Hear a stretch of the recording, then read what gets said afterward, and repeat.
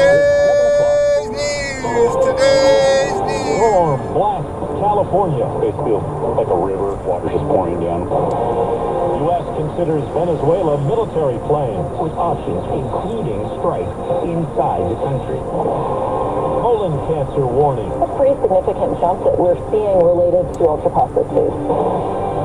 Good morning, I'm Steve Capen. With the CBS World News Roundup, a powerful storm system is pounding California, helping fuel a major fire in the northern part of the state and raising flooding and mudslide concerns to the south. Here's CBS's Carter Evans. The pack fire in the eastern Sierra Nevada mountains exploded late Thursday night, damaging more than a dozen homes and scorching more than 3,000 acres. It's fueled by high winds from an atmospheric river, and crews grounded all firefighting aircraft overnight. The weather system pushed through Northern California yesterday, flooding roads and downing trees.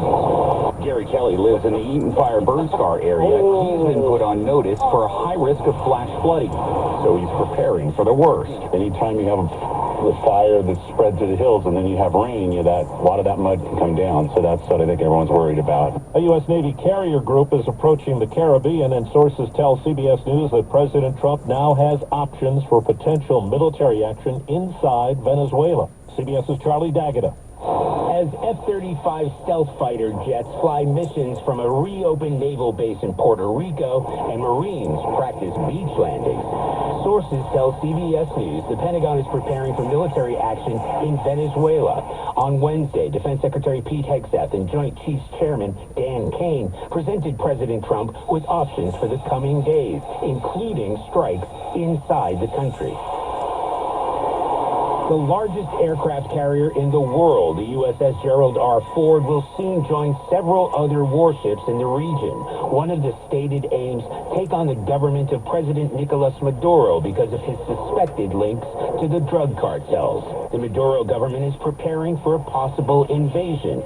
State TV showing a military mobilization. As the government continues to reopen after the long shutdown, CBS's Nancy Cordes reports the Homeland Security Secretary is touting bonus checks for some TSA agents. Secretary Noem says that TSA agents who demonstrated, quote, exemplary service during the shutdown are going to be getting $10,000 bonus checks. She even handed out some literal checks during a press conference at the Houston airport.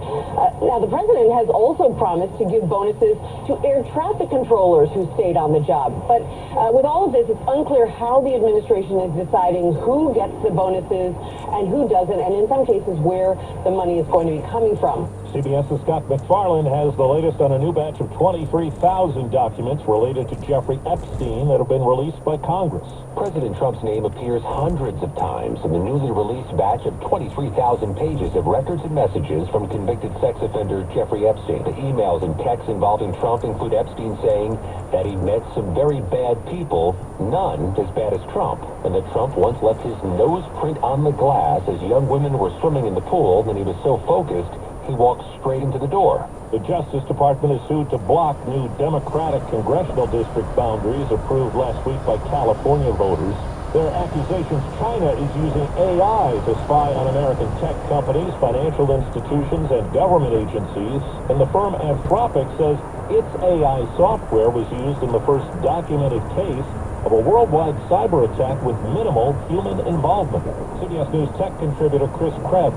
I think that this is a sign of things to come. As security experts, we've been talking about events and attacks like this for close to a decade, and to see it actually come into life like this is pretty chilling, and there's a lot of work we have to do in the near future, I think, to stem the flow. On the Health Watch, a new study suggests that eating too many ultra-processed foods could be linked to a higher colon cancer risk.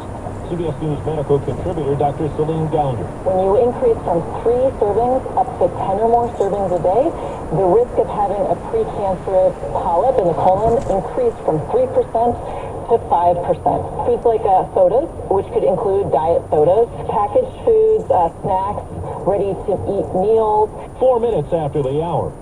Well, that's today's news. Today's news. I didn't hear any good news, did you? I didn't think so. I guess it's all about perspective. The glass is half full. Well, as always, I want to thank you again for coming along with me on these Dash Cam News adventures.